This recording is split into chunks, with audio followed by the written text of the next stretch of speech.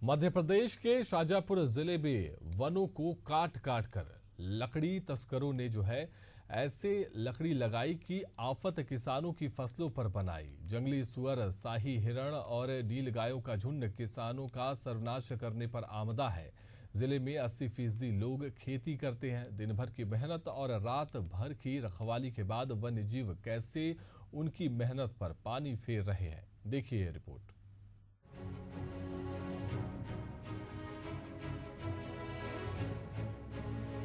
सबसे पहले खेत में विचरण करते इस हिरण के झुंड को देखिए।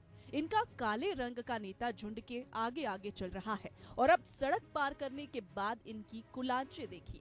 इतना बड़ा झुंड जिसके भी खेत में पड़ेगा उसकी फसलों का क्या होगा। इधर काले रंग की पाइप कंधे पर लेकर जाते इस युवक को देखिए। पके हुए गेहूं के खेत में अचानक दौड़ लगाते इस युवक को देखिए। ये अपने खेत से नीलगायों के झुंड भगाने के लिए दौड़ रहा है। उधर दूर नीलगायों का झुंड भी बड़े आराम से खेतों में चहलकदमी कर रहा है। जंगल छोड़कर ये वन्य जीव खेतों की ओर क्यों आए? इसका सीधा सा जवाब है लकड़ी तस्करों के माध्यम से वनों की अवैध कटाई। जब वनों का अस्तित्व समाप्त होने को आया तो इन वन्य जीवों ने इंसानी रहवास की ओर दौड़ लगाया। शाजापुर जिले में 80% किसान खेती किसानी पर निर्भर हैं। जिले में बड़े उद्योग केंद्र नहीं होने से खेती कर किसान अपनी जीविका चलाते हैं। इस समय में जिले में किसानों ने गेहूं, चना, सरसों, लहसुन, प्याज और अरहर मेथी की फसलें उगाई हैं। तो वहीं बागवानी करने वाले किसानों ने बागवानी की है। वन्य जीवों की अधिकता के कारण इनका जीना दूभर हो गया है। दिन भर खेतों में कठिन परिश्रम करने के बाद इन्हें रात में खेतों की रखवाली करनी पड़ती है। ऐसे में इस पूरे मामले को लेकर किसान क्या कहते हैं, आइए जानते हैं। आज शाजापुर जिला में अगर देखा जाए तो वास्तव में किसानों को सबसे ज़्यादा अगर कोई परेशानी है तो वो जंगली वन्य प्राणियों, जंगली जीवों से है। आए दिन किसान खून पसीना एक कर कर फसल को उगाता है, पैदा करता है, लेकिन जब थोड़ी सी उसकी निगाह हटती है, कहीं खेत पर रात को नहीं जाता है, उस समय पर जंगली जानवर आते हैं और पूरी फसलें चौपट कर देते हैं। आज वर्तमान में जो किसान है वो ये सोच रहा है कि मैं खेती करूं या नहीं करूं, लेकिन शासन प्रशासन हाथ धरे बैठा है।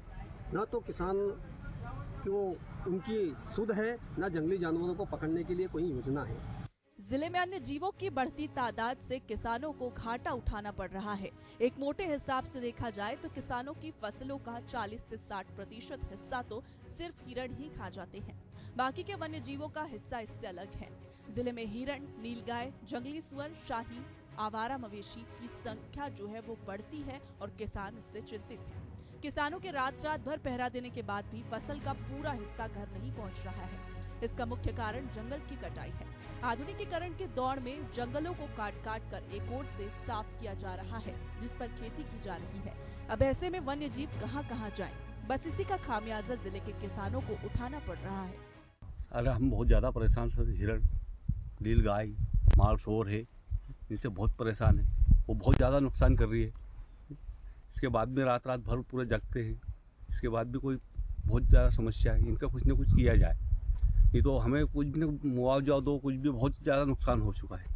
जिले के सलसलाए क्षेत्र के किसानों ने एशियन न्यूज की टीम को बताया कि उनके गांव में हिरणों के कई झुंड, नीलगाय, जंगली सुअर, ऐसे कई प्रकार के जंगली जानवर हैं जो लगातार किसानों की फसलों को चौपट कर रहे हैं।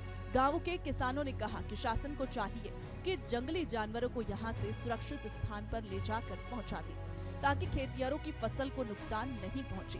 तो वहीं जिन किसानों की फसलें ज्यादा खराब हुई हैं, उनका सर्वे कर उन्हें मुआवजा दिया जाए। इसके साथ ही साथ जिले में सक्रिय लकड़ी माफियाओं के ऊपर भी कड़ी कार्रवाई की जाए।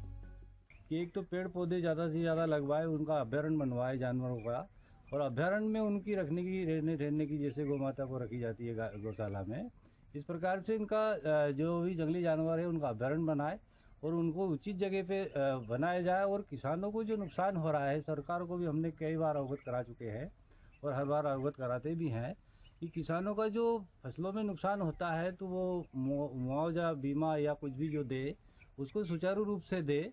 और अभी जैसे हार्टिकल्चर में है तो हार्टिकल्चर का किसी का बीमा ही नहीं है, एग्रीकल्चर में बीमा हुआ है। तो हमारा जिला काम कर रहा है, जैसे संतरा, मौसम्बी, अनार, बाग बगीचे भी बहुत अच्छा काम कर रहा है, उद्यान की फसलों पे भी काफ़ी काम कर रहा है। तो मैं सरकार को आपके चैनल के माध्यम से भी अवगत कराना चाहूँगा कि किसानों के ऊपर भी थोड़ी ये ध्यान दे, ताकि ये जो जंगली जानवरों से नुकसान हो रहा है, ओले पाले से होता है, खराब बीज, खाद बीज, दवाई होने के कारण होता है, तो इस पे भी थोड़ा ध्यान दिया जाए।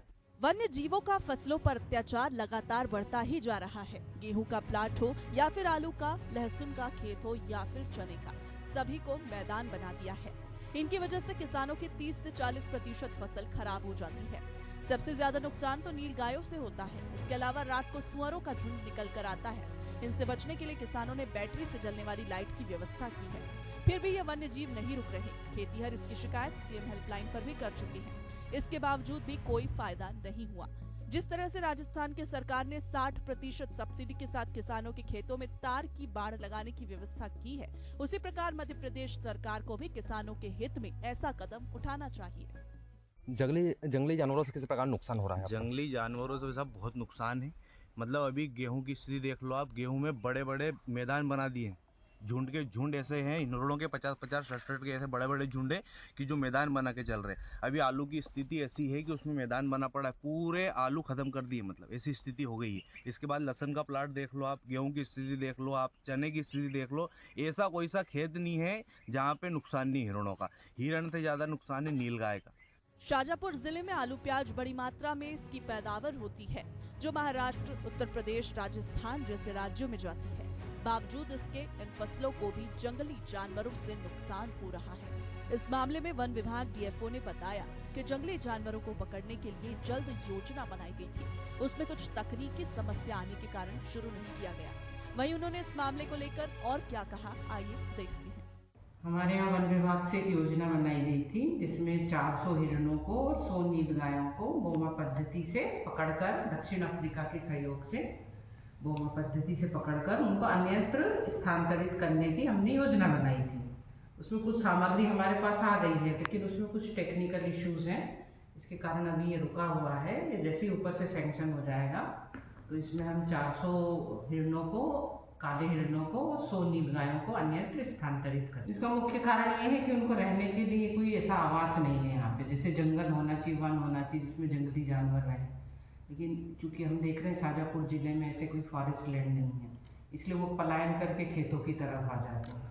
सरकारी अलमारियों में जमी फाइलों में दम तोड़ती वन्य जीवों की शिफ्टिंग की योजनाओं के सरकारी दावों और वन्य जीवों के अतिक्रमण की चक्की में अगर कोई पिस रहा है तो वो है शाजापुर जिले के किसान, जिनकी मेहनत पर वन्य जीव पानी फेर रहे हैं। इस जिले के किसानों की परेशानी ये है कि इनके चीखने की आवाजें वन्य जीवों को और गुहार वन विभाग के अफसरों को नहीं सुनाई देती है।